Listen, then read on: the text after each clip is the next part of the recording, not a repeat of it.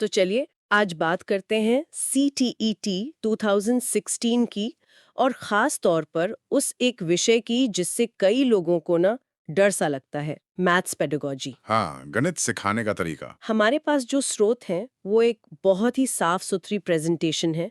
ये पेपर 1 और पेपर 2 दोनों के नए सिलेबस के हर ज़रूरी पहलू को छूती है। हमारा मिशन इन स्लाइड्स में छिपे ज्ञान को इस तरह से खोलना है कि गणित सिखाने के पीछे का क्यों और कैसे, मतलब सब कुछ बिल्कुल साफ हो जाए। हम्म। तो सबसे पहले सवाल से ही शुरू करते हैं। आखिर ये गणित है क्या? सिर्फ नंबर और फॉर्मूले? देखिए, ये सवाल ही सबसे जरूरी है। और हमारे स्रोत एनसीएफ 2005 का हवाला देते हुए कहते हैं, बिल्कुल नहीं। गणित सिर्फ संख्याओं का खेल नहीं है। नहीं है। ये उससे कहीं ज्यादा गहरा है। ये सोचने का एक तरीका है। हाँ, और इसी बात को समझाने के लिए ना स्रोतों में एक कमाल की तस्वीर है। एक पेड़ है जिसकी जड़ें जमीन में फैली हैं और उन जड़ों पर लिखा है तर्क, लॉजिक। और फिर जो शाखाएं निकल रही हैं उन पर फल नहीं, उन पर घन, शंकु, गोले जैसी ज्यामितीय आकृतियां लगी हैं। मतलब एक तस्वीर में ही पूरी कहानी कह दी है। बिल्कुल। ये विजुअल दिखाता है कि गणित 3 मजबूत स्तंभों पर खड़ा है। पहला, जैसा कि जड़ों से साफ है, ये तार्किक है, लॉजिकल है। मतलब हर चीज के पीछे एक वजह है। हाँ, इसका मतलब है कि गणित में हर चीज के पीछे एक तर्क होता है। ये रटने का विषय नहीं है, ये समझने का विषय है। हर क्या के पीछे एक क्यों छिपा है। और दूसरा स्तंभ है अमूर्त, एब्स्ट्रैक्ट। ये थोड़ा मुश्किल लगता है समझने में। हाँ है। जैसे इस स्रोत में संख्या 7 का उदाहरण है। हम 7 सेब देख सकते हैं, 7 कुर्सियां छू सकते हैं, लेकिन 7 खुद क्या है? वो तो बस एक विचार है। हाँ, एक कॉन्सेप्ट है जिसे हम देख या छू नहीं सकते। आपने एकदम सही पकड़ा। और यही गणित की खूबसूरती और कह सकते हैं चुनौती दोनों है। हम्म। तीसरा और आखिरी स्तंभ है श्रेणीबद्ध, हायरार्किकल। यानी गणित एक इमारत की तरह है जिसमें एक मंजिल दूसरी पर टिकी होती है। अच्छा। आप गुणा तब तक नहीं सीख सकते जब तक आपको जोड़ना ना आता हो। आप बीजगणित समझे बिना कैलकुलस की दुनिया में कदम नहीं रख सकते। लेकिन क्या यही श्रेणीबद्ध होना, यही हायरार्किकल नेचर गणित को कई बच्चों के लिए इतना डरावना नहीं बना देता कि अगर आपकी एक भी सीढ़ी छूट गई तो आप हमेशा के लिए पीछे रह गए? ये एक बहुत ही वाजिब चिंता है, बिल्कुल। यही डर तो कई बच्चों में बैठ जाता है। और इसीलिए ये समझना जरूरी है कि इस विषय को पढ़ाने का उद्देश्य क्या होना चाहिए। अगर उद्देश्य सिर्फ मुश्किल सवाल हल करवाना होगा तो डर को पैदा होगा ही। और यहीं पर हमारे स्रोत निपुण भारत और FLN मिशन का जिक्र करते हैं। निपुण यानी national initiative for proficiency in reading with understanding and numeracy. हाँ, इसका लक्ष्य बहुत मानवीय और जमीनी है। ये कहता है कि कक्षा 3 तक हर बच्चे को मूलभूत साक्षरता और संख्या ज्ञान, मतलब यूनिवर्सल FLN हासिल हो जाना चाहिए। अच्छा। गणित के लिहाज से इसका मतलब है बुनियादी चीजों पर पकड़ बनाना, गिनती, आकारों को पहचानना और अपने आसपास की जगह को समझना। तो ये उस इमारत की नींव डालने जैसा है ताकि आगे चलकर वो बच्चा डरे नहीं। बिल्कुल, शुरू में ही कैलकुलस का डर दिखाने की जरूरत नहीं है। और इसी बात को स्रोत 2 स्तरों पर बांटकर समझाते हैं, प्राथमिक और उच्च स्तर। हाँ, एक बड़े गोले की तस्वीर है जिसके बीचों बीच लिखा है दैनिक जीवन। और ये अंतर ही शिक्षा शास्त्र की, कह सकते हैं, आत्मा है। प्राथमिक स्तर पर उद्देश्य संकीर्ण है पर बेहद जरूरी है। जैसे? लक्ष्य है न्यूमरसी स्किल सिखाना, जोड़, घटाव, गुणा, भाग और मापन तौल जैसी चीजें। ये वो हुनर हैं जो दुकान पर हिसाब करने, समय देखने, मतलब रोजमर्रा की जिंदगी जीने के लिए चाहिए। लेकिन उच्च स्तर पर जाकर मकसद सिर्फ हिसाब किताब तक सीमित नहीं रहता। यहाँ तो खेल बड़ा हो जाता है। बिल्कुल, उच्च स्तर पर लक्ष्य है सोच का गणितीयकरण, मैथमेटाइजेशन ऑफ थॉट। ये सुनने में बहुत भारी शब्द लगता है। हाँ, पर इसका मतलब बहुत गहरा है। इसका मतलब है कि छात्र दुनिया की किसी भी समस्या को एक व्यवस्थित, तार्किक नजरिए से देखना सीखें, जैसे एक गणितज्ञ देखता है। अच्छा। लक्ष्य ऐसी तार्किक सोच, लॉजिकल थिंकिंग विकसित करना है जो सिर्फ गणित में नहीं, जिंदगी के हर फैसले में काम आए। तो अगर लक्ष्य इतना बड़ा है, सोच का गणितीयकरण, तो इसे हासिल करने का तरीका भी खास होना चाहिए। हाँ, बिल्कुल। सिर्फ फॉर्मूले रटाकर तो ये मुमकिन नहीं है। तो सवाल ये उठता है कि हम इसे सिखाएं कैसे? यहाँ पर स्रोत CPA उपागम का जिक्र करते हैं, द CPA अप्रोच। और इसे पेपर 1 के लिए सबसे महत्वपूर्ण बताते हैं। तो क्या है ये CPA? CPA का मतलब है कॉन्क्रीट यानी मूर्त, पिक्टोरियल चित्रात्मक और एब्स्ट्रैक्ट अमूर्त।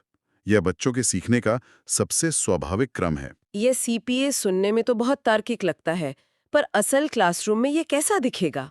मान लीजिए एक टीचर को बच्चों को 3 की गिनती सिखानी है। बहुत अच्छा सवाल है। तो कॉन्क्रीट यानी मूर्त चरण में टीचर बच्चे के हाथ में सचमुच के 3 सेब या 3 कंचे रखेगा। अच्छा, असली चीजें। हाँ, बच्चा उन्हें छुएगा, महसूस करेगा, गिनेगा। ये एक ठोस वास्तविक अनुभव है। इसके बाद आता है पिक्टोरियल यानी चित्रात्मक चरण। अब टीचर ब्लैक बोर्ड पर उन 3 सेबों की तस्वीर बनाएगा। या 3 गोले बना देगा। हाँ, ये असल दुनिया से एक कदम आगे है, तस्वीरों की दुनिया। और फिर आता है अमूर्त चरण। ये तो जादू जैसा है। मतलब अब बच्चे को सेब या उसकी तस्वीर की जरूरत ही नहीं, त्रि का निशान ही उसके दिमाग में 3 सेब की तस्वीर बना देता है। आपने बिल्कुल सही कहा। ये एक दिमागी छलांग है, एक मेंटल लीप है, और सीपीए उपागम इसी छलांग को सुरक्षित और मजबूत बनाता है। तो सीपीए तो बच्चे के सीखने के सफर का एक नक्शा हो गया। लेकिन इस नक्शे पर चलने के लिए टीचर कौन सी गाड़ी इस्तेमाल करे, मतलब सिखाने के तरीके। यहाँ आगमन और निगमन की बात आती है। हाँ, ये 2 प्रमुख और एक दूसरे से काफी अलग दृष्टिकोण हैं। आगमन विधि में, मतलब इंडक्टिव मेथड में, हम उदाहरण से नियम की तरफ जाते हैं। उदाहरण से नियम। हाँ, मान लीजिए टीचर को सिखाना है कि त्रिभुज के तीनों कोणों का योग 180 डिग्री होता है। वो बच्चों को अलग अलग तरह के त्रिभुज के कटआउट देगा और कहेगा कि इनके तीनों कोणों को नापो और जोड़ो। हम्म। बच्चे हर बार देखेंगे कि जवाब 180 के आसपास आ रहा है। 10-12 उदाहरणों के बाद वे खुद इस नतीजे पर पहुंचेंगे कि अरे ये तो हमेशा ही 180 होता है। मतलब ये खोज करने जैसा हुआ, ज्ञात से अज्ञात की ओर जाना। स्रोत कहते हैं कि यह प्राथमिक स्तर के लिए सबसे अच्छा है। बिल्कुल। मुझे याद है, हमें तो स्कूल में बस नियम बता दिया जाता था। हाँ, और वो थी निगमन विधि, डिडक्टिव मेथड। इसमें टीचर पहले ही नियम बता देता है और फिर उस नियम का इस्तेमाल करके सवाल हल करवाए जाते हैं। नियम से उदाहरण। हाँ, ये भी जरूरी है, खासकर उच्च स्तर पर जहां समय कम होता है और सिलेबस ज्यादा। लेकिन समझ बनाने के लिए आगमन विधि ज्यादा शक्तिशाली है। इन दोनों के अलावा भी कुछ तरीकों का जिक्र है, जैसे समस्या समाधान विधि, खेल विधि, और इन सब के नीचे एक लाइन लिखी है जो मुझे लगता है सबसे ज्यादा जरूरी है। कौन सी? Children learn best when they are active. बिल्कुल, यही आधुनिक शिक्षा शास्त्र का मूल मंत्र है। लक्ष्य बच्चे को एक निष्क्रिय श्रोता नहीं, बल्कि एक सक्रिय भागीदार बनाना है। हाँ। चाहे आप उन्हें बाजार जाकर सामान लाने और हिसाब लगाने का काम दें या ब्लॉक्स से पैटर्न बनवाएं, जब बच्चे खुद करके सीखते हैं तो उनकी समझ गहरी होती है। और इस करके सीखने में मदद के लिए स्रोत कुछ शिक्षण सहायक सामग्री टीएलएम भी दिखाते हैं।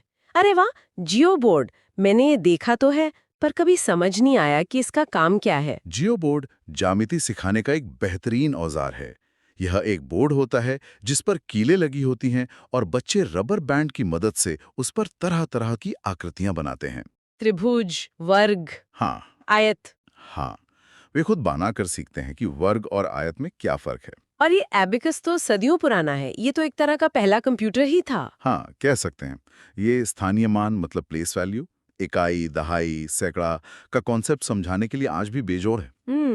बच्चा जब मोतियों को अपनी उंगलियों से खिसकाकर 10 से 11 बनता हुआ दिखता है तो वो सिर्फ रटता नहीं, बल्कि संख्या को बनते हुए महसूस करता है। सही बात है। इसी तरह टैनग्राम, स्थानीय समझ और ग्राफ पेपर दशमलव और क्षेत्रफल जैसे मुश्किल कॉन्सेप्ट को आसान बना देते हैं। लेकिन सब कुछ हमेशा इतना सीधा नहीं होता। कई बार इन सब तरीकों के बावजूद बच्चों को मुश्किल होती है। यहाँ स्रोतों में डिस्कैल्कुलिया और मैथ एंग्जाइटी का जिक्र है। हाँ, मैथ एंग्जाइटी। तो इसका मतलब ये सिर्फ बच्चे की लापरवाही नहीं है। हाँ, इसके पीछे कोई गहरी वजह भी हो सकती है। बिल्कुल, ये समझना बहुत जरूरी है।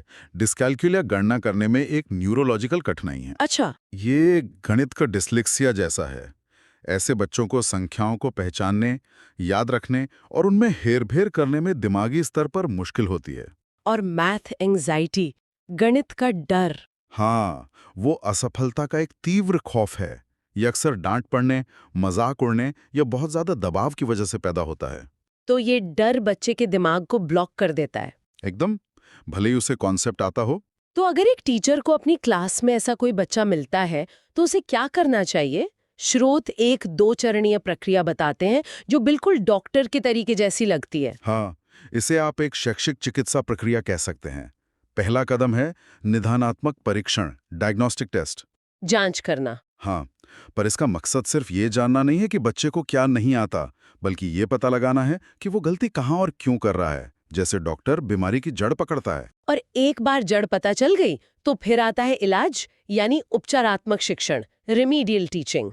बिल्कुल। और ये सिर्फ उसी पाठ को दोबारा पढ़ा देना नहीं है। नहीं। नहीं, इसका मतलब है उस खास कमी को दूर करने के लिए अलग तरीके अपनाना, शायद नई सहायक सामग्री का इस्तेमाल करना या बच्चे पर व्यक्तिगत ध्यान देना। लक्ष्य ज्ञान में रह गए उस गड्ढे को भरना है। गलतियों और कमियों की बात से ही जुड़ा एक और बहुत दिलचस्प हिस्सा है त्रुटि विश्लेषण, एरर एनालिसिस। स्रोत में एक उदाहरण है जो हम सबने कभी न कभी देखा होगा। एक बच्चे ने 12 + 13 को 25 लिख दिया है। हाँ, बहुत आम गलती है। उसने ऊपर वाले को ऊपर और नीचे वाले को नीचे जोड़ दिया। पहली नजर में तो ये एक बेवकूफी भरी गलती लगती है। पर देखिए, यहीं पर एक आम टीचर और एक अच्छे टीचर का फर्क पता चलता है। स्रोत एक बहुत शक्तिशाली वाक्य कहते हैं। क्या? त्रुटियां बच्चों की सोच की खिड़कियां हैं। Errors are windows to childrens thinking. Wow! आती हैं कि बच्चे का दिमाग किस तरह से काम कर रहा है, उसका अपना तर्क क्या है, हाँ, उसका लॉजिक क्या है। तो इसका मतलब है कि पहला एक्शन डांटना तो बिल्कुल नहीं होना चाहिए। स्रोत में साफ लिखा है डोंट स्कोल्ड। बिल्कुल नहीं।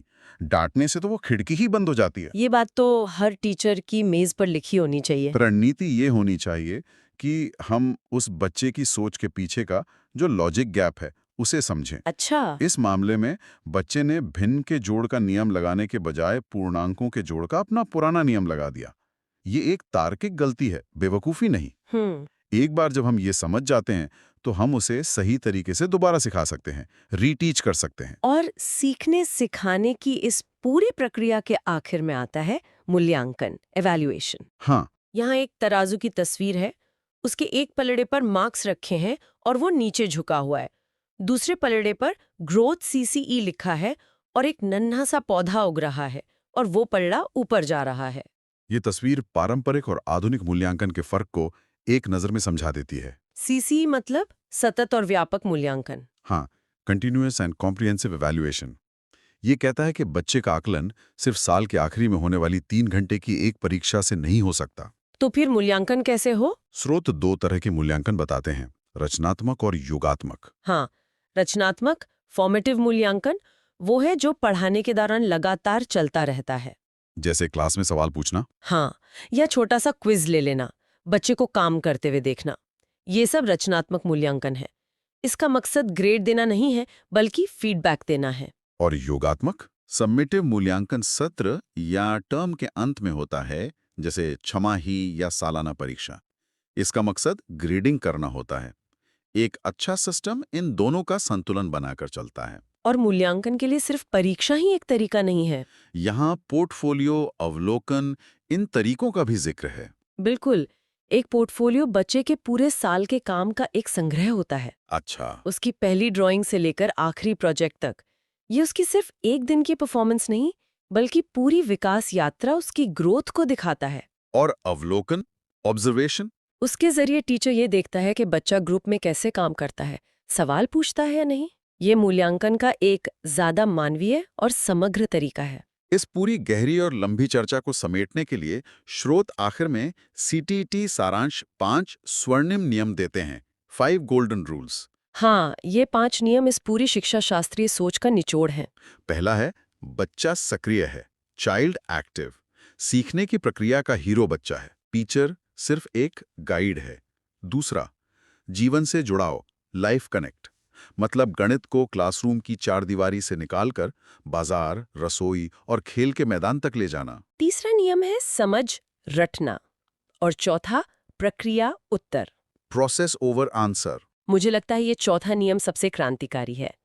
हम सब एक ऐसी शिक्षा व्यवस्था में बड़े हुए हैं जहां लाल स्याही से सिर्फ गलत उत्तरों पर गोला लगाया जाता था। हाँ, सही कहा। ये नियम कहता है कि उस उत्तर तक पहुंचने का सफर, वो टेढ़ा मेढ़ा रास्ता, मंजिल से ज्यादा कीमती है। आपने बहुत गहरी बात कही। ये बच्चे को प्रयोग करने और गलती करने की आजादी देता है। और 5वां नियम इन सबको एक साथ बांधता है, समावेशी कक्षा, इंक्लूसिव क्लास। एक ऐसी क्लास जहां हर पृष्ठभूमि, हर क्षमता के बच्चे को सीखने का समान मौका मिले। इन नियमों के साथ एक प्रो टिप भी है जो परीक्षा हॉल में बहुत काम आ सकता है। हाँ, ये एक व्यवहारिक सलाह है कि सीटेट की परीक्षा में जब आप दो विकल्पों में फंस जाएं, तो हमेशा उस विकल्प को चुनें जो बच्चे को सबसे ज्यादा सक्रिय, मतलब एक्टिव बना रहा हो। जो उसे कुछ करने, सोचने, खोजने या बनाने का मौका दे रहा हो। हाँ, ज्यादातर मामलों में वही जवाब सही शिक्षा शास्त्र के सबसे करीब होगा। और अंत में एक बहुत प्रेरक वाक्य है, एक अच्छा शिक्षक समाज का मशाल वाहक होता है। यह इन सभी तकनीकों और सिद्धांतों को एक बहुत बड़े मकसद से जोड़ देता है।